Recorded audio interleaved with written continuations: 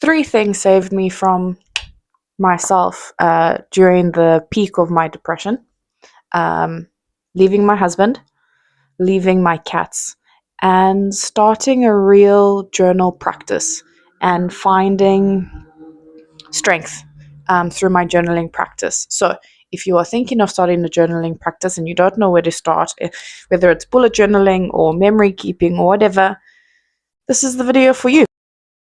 I've always had a consistent journaling system, and I tried bullet journaling in 2018, 2019 when I started intentionally trying.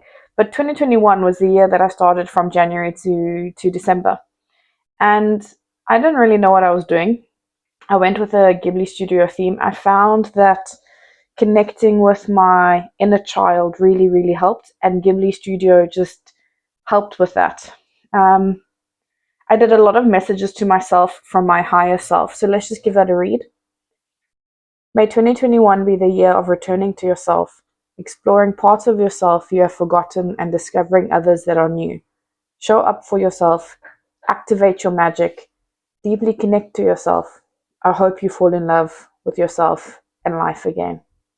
So by 2021, I was already trying to come out of the depression. We had moved into a new apartment in the first quarter of the year, and this was me trying to really start working with myself again, right? So I started with my normal pages and stuff, and a mini vision board. I actually have no idea what's in here, whether it's something that I need to hide or not. So I just want to hide my finances and stuff. So there was a lot of play, a lot of journal prompts, and a lot of, why is that going out of sync? There we go.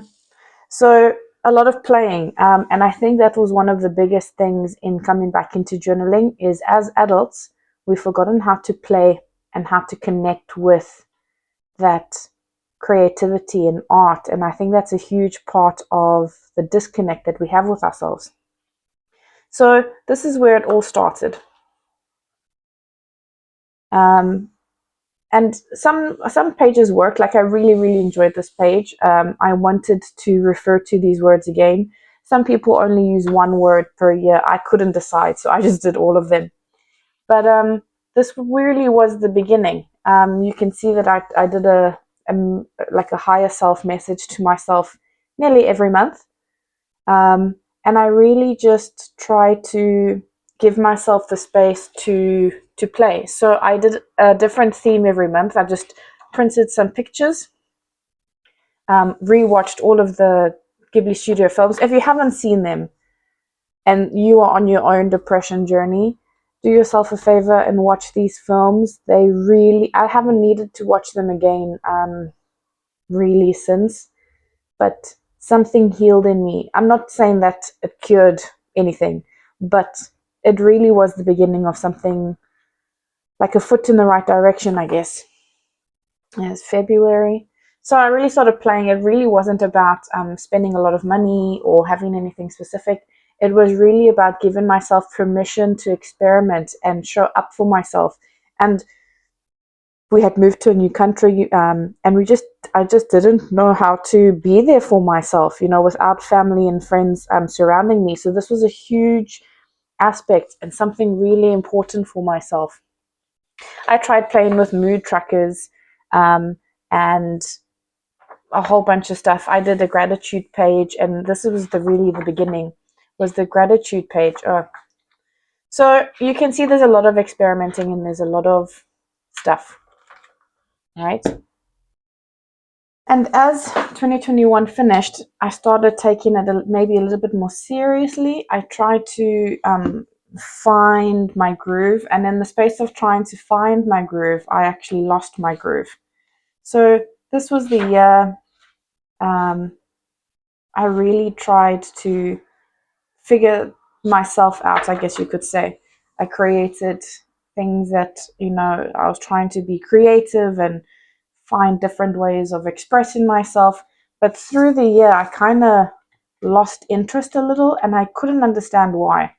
And then when it came to about, I think it was September or October, so it doesn't really matter what is in my to-do list. That's not what this is about. I really started figuring out that I needed place for more creativity, and I started playing with stickers. And I'm not saying stickers are the be all and end all, but I started focusing on a highlight of the day. The highlight of the day was really like something to be grateful for, and not the normal one. I'm grateful for my parents and I'm grateful for my job, because that is, everyone's grateful for those things. It's these things that make us grateful for, like in the moment, like the smell of roses when you're passing by a beautiful garden, or a beautiful sunset that makes you realize, like, wow, thank you for this day, you know? So these highlights of the day really started becoming very important to me. And I haven't let go of this page since. Sometimes I call it a highlight, sometimes I call it a line a day. It doesn't really matter. But this is the thing that really started making a difference for me. Um, Obviously, there are some, sometimes you miss a day and stuff, but that's neither here nor there. Habits, again, you don't need to see all my bajillion habits that I track, but having habit trackers helped me be more, let's say, conscious of what I was achieving. Sorry, I don't still know what I'm doing with YouTube, so this is the first time I'm trying to put videos together, so just be patient, please. But talking about the habits, so lots of people track like 3 or 4, maybe 5 or 6 habits.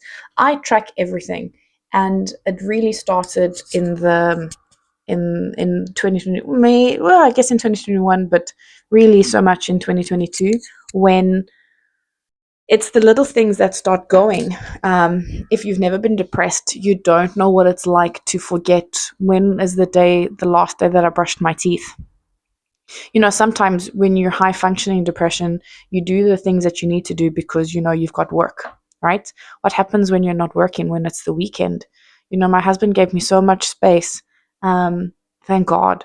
But there were days that, like, he was like, come, you must shower. When was the last time you had a shower? Not because, like, besides the like general hygiene, but to make yourself feel better. You need to, like, get rid of that, like, grossness, and like that you need to feel better about yourself.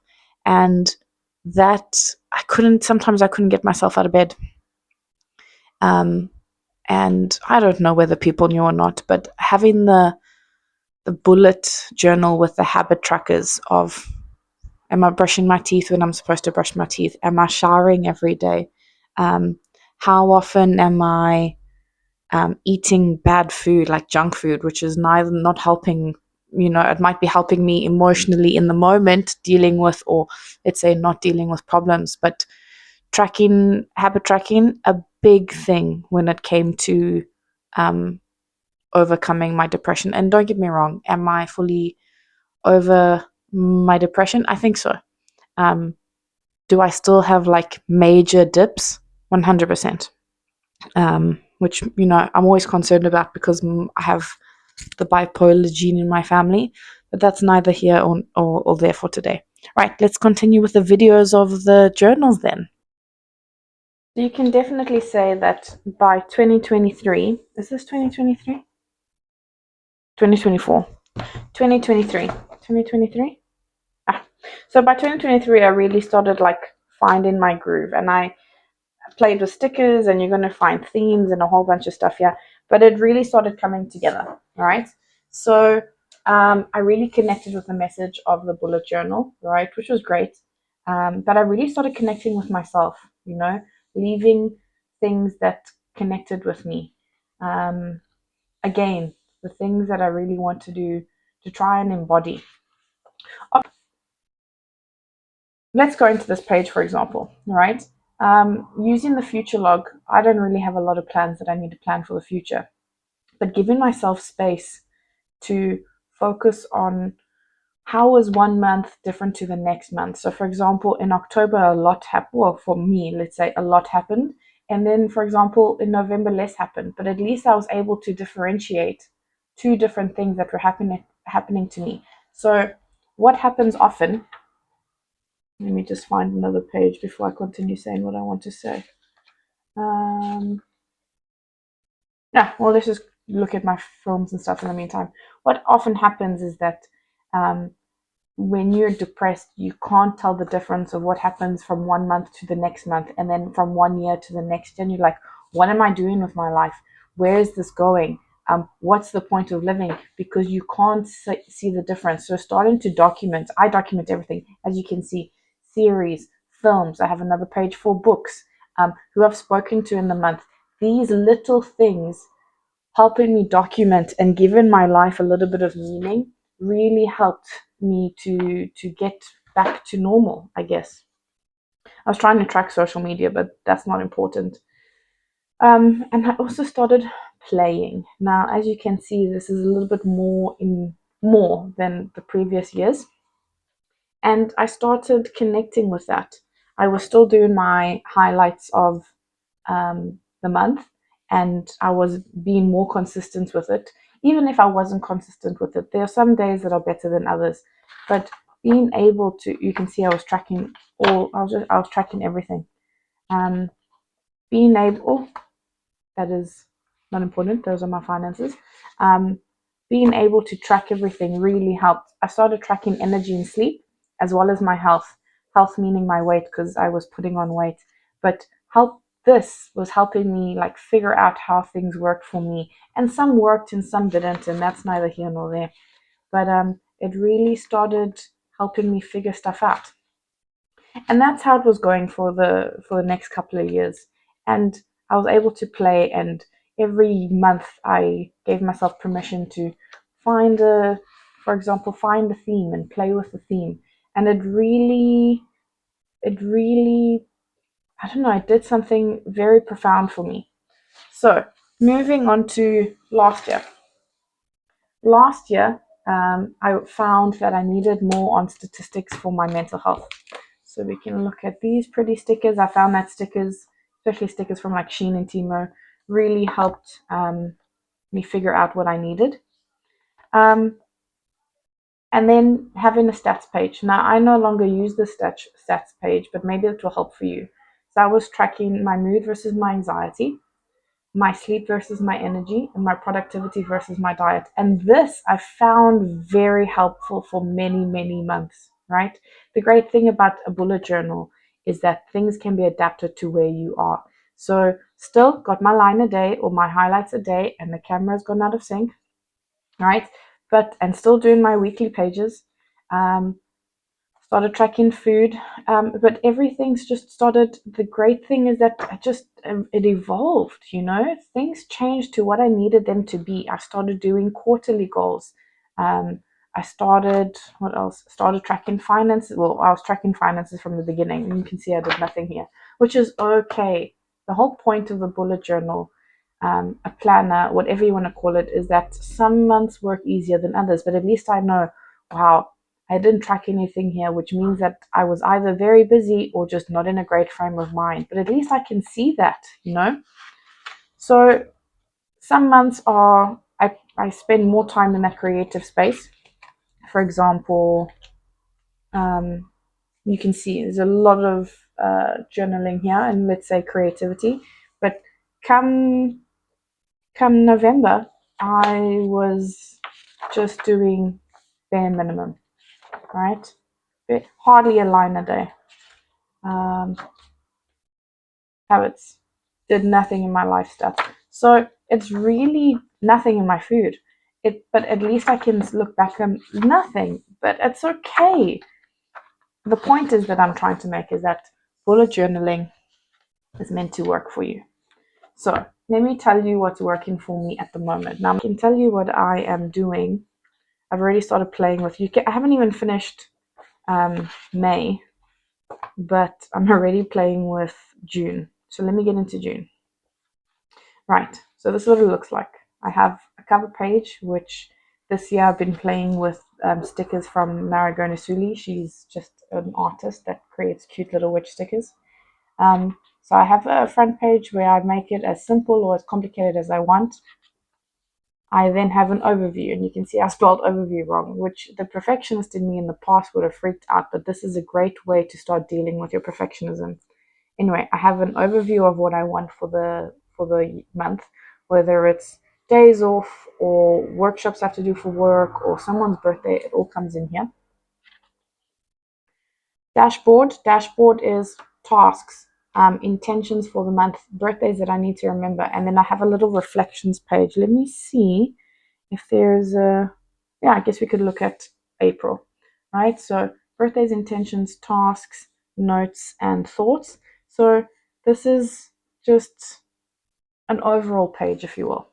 Then I have my line a day that will never leave, because having that gratitude and that highlight of the day is going to do such wonders for your depression and your mental health. Habits, I now have only 2 pages for habits, and I usually leave enough space for a space of mini habits. Now, if we had to go to, don't have to look at all my habits, but you can see that I have a whole bunch of mini habits. So things that I know I'm not going to do a lot, but enough that I want to track it a couple of times a month. All right. Then finances, I still do my finances. Food, I still try and track my food. I don't track it every day, but I try and be more mindful of what I'm eating. Mental health, so I got rid of the stats pages about 2 months ago, and what I've been doing is just making a dot and journaling. Not really journaling, just talking about this was a good day, this was a bad day, my, you know, my mental health is down or I'm feeling better. I don't go into detail. I have a separate journal for that. Then I haven't done it, but then I track my weight and how often I'm going to the gym. And then I start my weekly pages. Now, my weekly pages, let me see. I guess you could say it looks like this, right?